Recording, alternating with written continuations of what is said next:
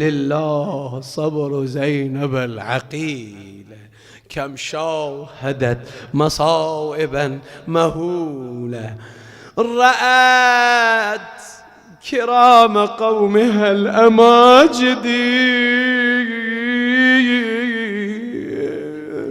مجزرين في صعيد واحد.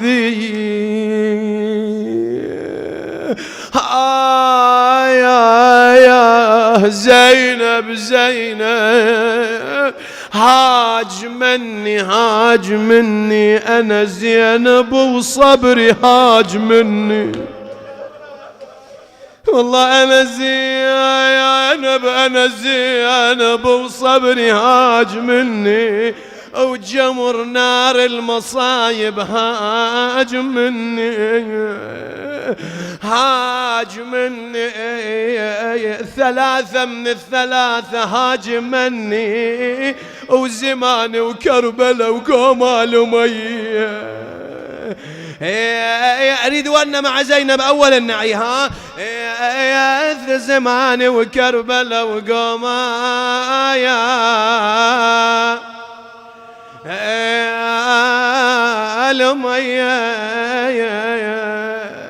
مصيبة أنا ما أتوفق أقراها هالليلة، أقراها بعناية أمير المؤمنين. لما ترجع من سفر الشام إلى كربلاء يوم 40 رجعت، لكن كيف رجعت؟ جاءت إلى قبر أبي عبد الله الحسين، نظرت وإذا مكتوب على القبر هذا قبر الحسين بن علي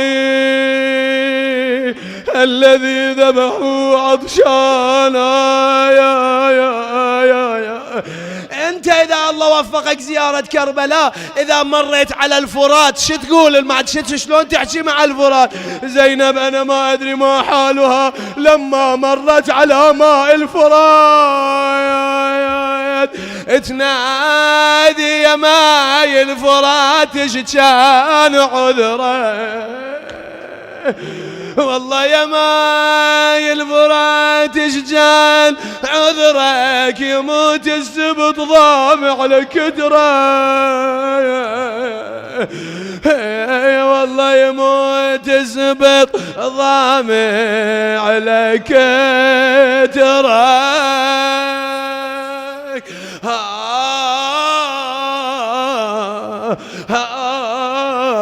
أنا ما أدري شربت من الفرات أو لا ما تشرب زينب، نادت أنا أشرب لذيذ الماء حاشا، وأهل قضوا كلوا عطاشة.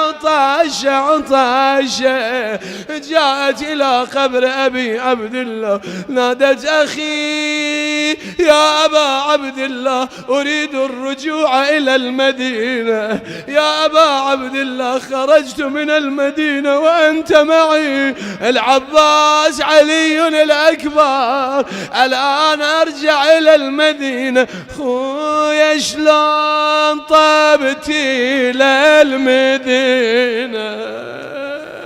وش أقول الليل يقول حسين وين، وش أقول الليل يناشدني من الناس أرباب الحوائج، أخوك حسين وين عباس، أقول حسين ظل جثة بلا راس، أيوة حسينا بلا راس، وعباس في القطعة ويمينه، والله وعباس في القطعة ويمينه.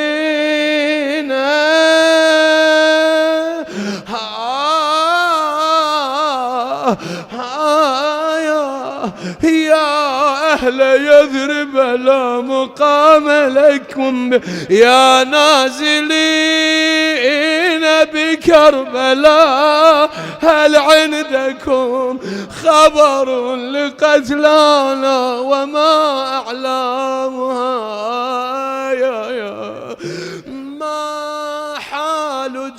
بقيت ميت في أرضكم، بقيت ثلاثا لا يزار مقامها،